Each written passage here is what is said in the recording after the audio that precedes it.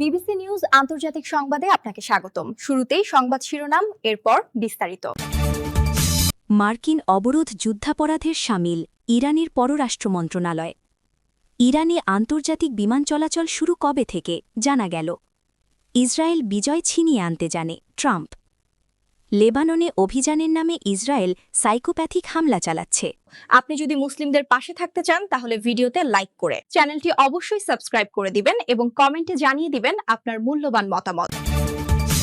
মার্কিন অবরোধ যুদ্ধাপরাধের শামিল, ইরানের পররাষ্ট্র মন্ত্রণালয়। ইরানের বন্দরগুলোতে মার্কিন যুক্তরাষ্ট্রের অবরোধকে বিদ্যমান যুদ্ধবিরতি চুক্তির চরম লঙ্ঘন এবং যুদ্ধাপরাধ হিসেবে অভিহিত করেছে ইরান। রোববার ২০ এপ্রিল দেশটির পররাষ্ট্র মন্ত্রণালয়ের মুখপাত্র ইসমাইল বাঘাই এক বিবৃতিতে ওয়াশিংটনের এই পদক্ষেপের তীব্র নিন্দা জানান। তিনি স্পষ্ট করে বলেন, ইরানের বন্দর ও উপকূলীয় এলাকায় যুক্তরাষ্ট্রের এই তথাকথিত অবরোধ কেবল পাকিস্তানের মধ্যস্থতায় হওয়া যুদ্ধপেবী চুক্তির লঙ্ঘনই নয়, বরং এটি পুরোপুরি অবৈধ ও অপরাধমূলক কর্মকাণ্ড।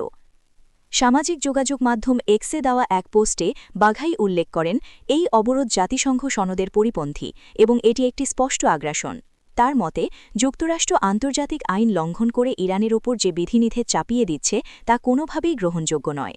তিনি আরও দাবি করেন, এই অবরোধের মাধ্যমে সাধারণ ইরানি জনগণের ওপর সম্মিলিত শাস্তি চাপিয়ে দেওয়া হচ্ছে, যা আন্তর্জাতিক আইন অনুযায়ী মানবতাবিরোধী অপরাধের পর্যায়ের পড়ে।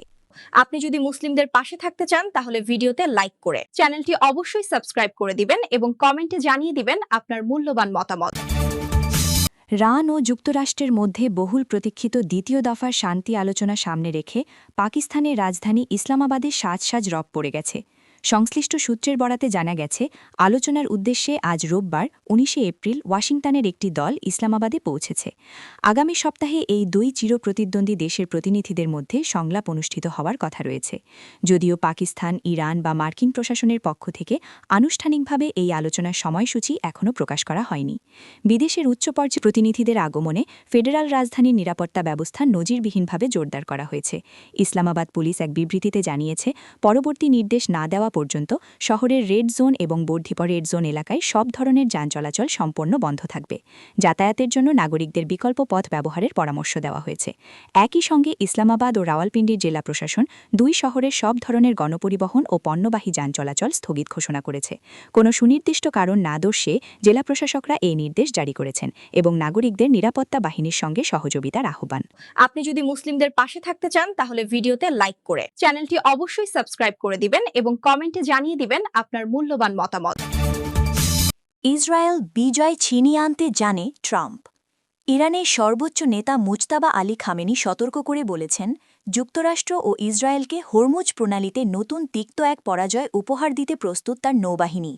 রোববার ১৯ এপ্রিল ইরানের রাষ্ট্রীয় টেলিভিশনে তার বার্তা প্রচার করা হয়। এর আগে দেশটির পার্লামেন্ট স্পিকার ও প্রধান আলোচক মুহাম্মদ বাঘের গালিবাফ বলেছেন, যে কোনো মুহূর্তে আবার যুদ্ধ শুরু হতে পারে।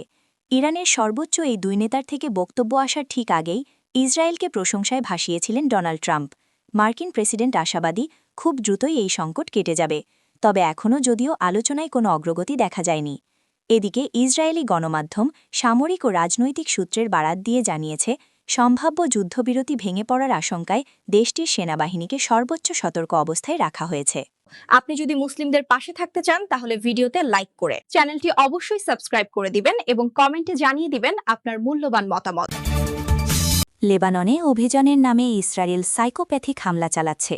এর আগে গত ৮ এপ্রিল প্রধানমন্ত্রী শাহবাজ শরীফের মধ্যস্থতায় ২ সপ্তাহের যুদ্ধবিরতিতে সমর্থ হওয়ার পর ১০ ও ১১ এপ্রিল ইসলামাবাদে প্রথম দফার বৈঠক অনুষ্ঠিত হয়েছিল।